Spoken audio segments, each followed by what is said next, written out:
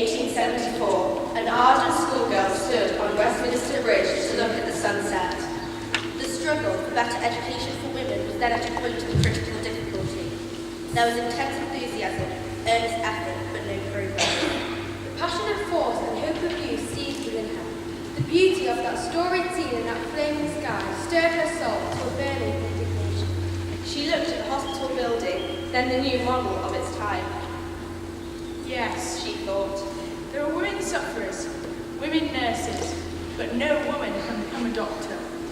Turning westward, she saw between her and the crimson of the clouds a vast black bulk, Millbank prison, like some monstrous beast from the river's spine.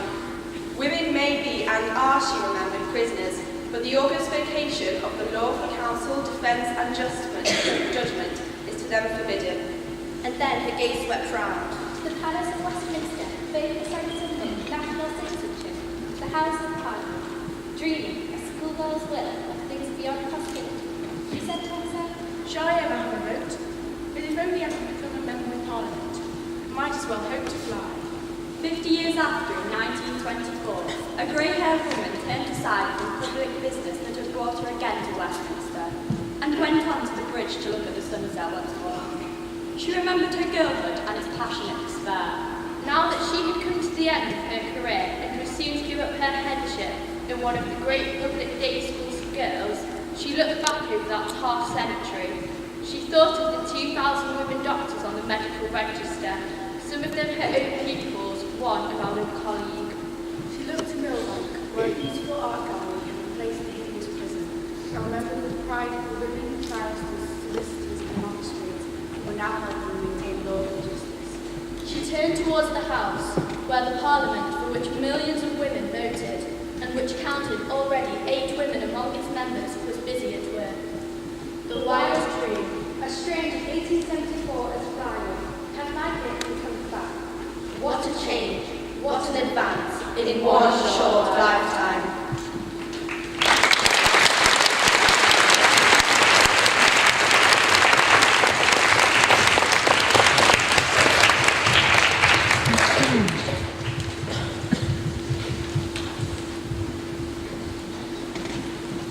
Good morning and welcome to Manchester High School for Girls Founders Assembly. Today we celebrate the women and men who had the foresight and vision to create our pioneering school. In this, the centenary year of the Representation of the People Act, we also celebrate the hard-won right of women to vote for their representatives alongside men. But first, please all stand for the school song.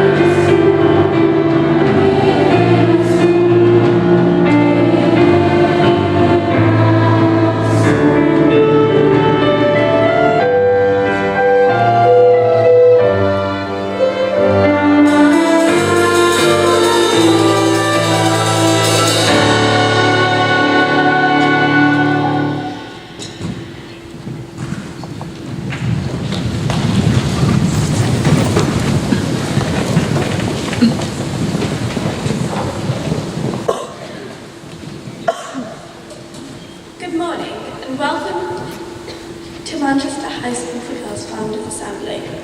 Each year on Founders Day, we have the opportunity to celebrate and give thanks for the pioneering of our founders and benefactors. It's hard to believe now that 150 years ago, many of the things that we take for granted were simply not possible, such as the right to an academic education, the right to sit public examinations, to study at university, to take our place in the world of work, and to influence political decisions by voting. But things were about to change. The foundation of Manchester High for Girls School was one of the first bold steps in the direction of achieving equality for women in all these areas. Today we celebrate the fact that on January the 19th, 1874, Manchester High School for Girls opened for the first time. Our school was one of the first 3 academic girls' schools in the country and the first in the north. 2018 is a special year for women in another way. 100 years ago, on the 6th of February 1918, the Representation of the People Act was passed in Parliament. This gave women over the age of 30 the right to vote in general elections for the very first time.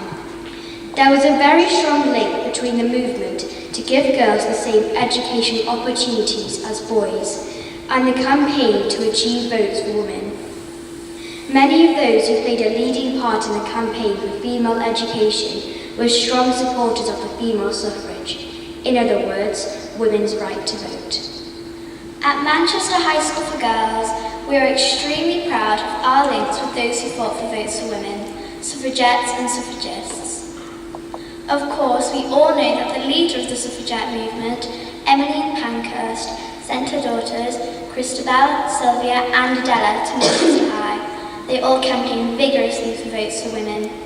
Their motto, deeds, not words, led them to take militant action, which certainly did a great deal to draw attention to their cause. For example, they attacked property, threw stones, set fire to pillar boxes, and many were arrested and imprisoned. Their direct action was controversial, but it grabbed headlines. The suffragist movement, led by Millicent Forster, also fought for votes for women using more peaceful methods. The second headmistress of Manchester High, Sarah Burstall, and many of her staff believed passionately in fights for vote for women. But because they were in positions of responsibility and were unwilling to put at risk all of the progress that they had made in giving girls real educational opportunities, they had to be careful. Imagine for a moment what you and your parents would think if Mrs. Hewitt, one of your teachers, was put in prison for setting fire to a letterbox. Nevertheless, they supported the idea for votes for women in many ways. They encouraged the girls to debate political issues and to hold mock elections. A visit was even arranged to the Ladies' Gallery of the House of Commons so that the girls could see politics in action. At a Headmistresses' Conference held at Manchester High School in 1908, Sarah Burstall and her fellow headmistresses took a very bold public step by recording their strong belief in the right of women to vote. In 1909, they went a step further and sent a memorial to the Prime Minister, signed by nearly 250 secondary school heads, declaring their desire to have the right to vote. In 1913, Sarah Burstall and some of her staff, all wearing academic gowns, took part in a march from Manchester to Stockport, part of the nationwide pilgrimage converging on London to show support for votes for women. We will end with the words of Molly Flynn, who in the School magazine of 1909, at the age of 11, wrote an imaginary speech to be delivered in Parliament, in which she declared, "I feel it only just that all classes of people should be represented in this House, and should have a voice in the choosing of the representatives to make the laws to govern them. The people are clamouring for liberty and reform, which they must and will have. We should be very proud of the pioneering spirit and determination of those who fought so hard for the benefits which we enjoy today."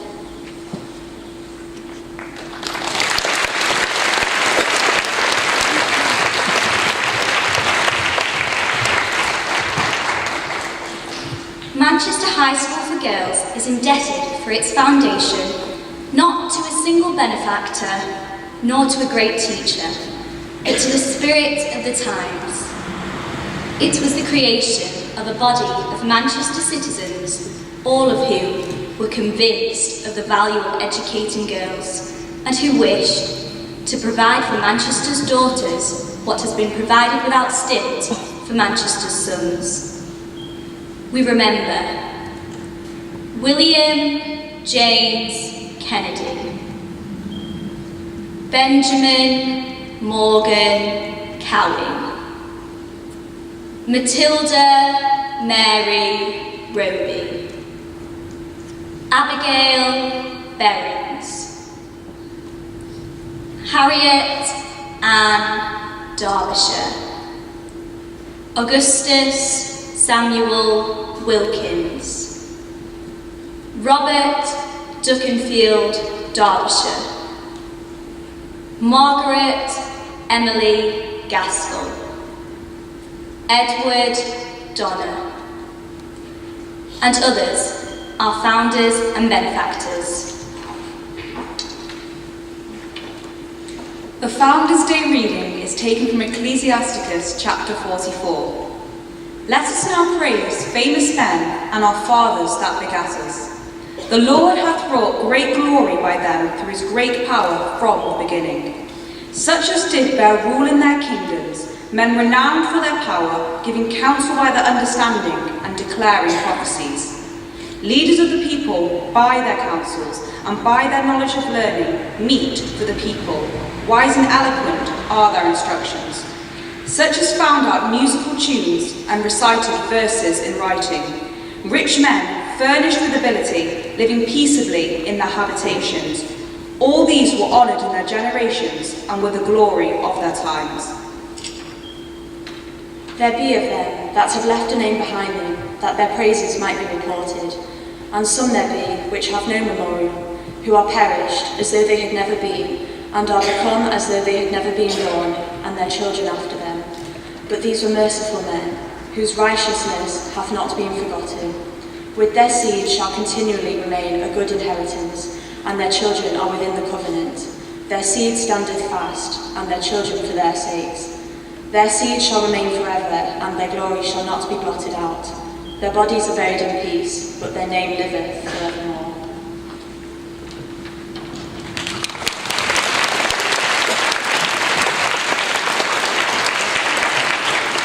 We come now to our Founders' Day prayer. Let us give thanks for our founders and benefactors, whose vision, determination and generosity led to the development of our school. We are grateful to them and to all of those who worked unstintingly through the years to preserve and develop the school. We give thanks for the opportunities that are open to us to learn and expand our minds. Let us continue to work together in the spirit of our founders, taking advantage of the liberal education that will prepare us for our future. Let us strive to maintain the spirit of social and religious tolerance that is such a special feature of our school. Amen.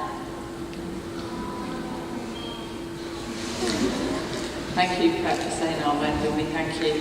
Now, it's really good to come together to celebrate the school's birthday. And like any good birthday celebration, we have a cake, a small one here on the stage, but we also have other cake, and you'll be pleased to know that each and every one of you can have a piece of cake later on today. So when you go to the dining room, or when you go to the Sixth Form Centre at lunchtime, you will receive a piece of cake. Years 9, 10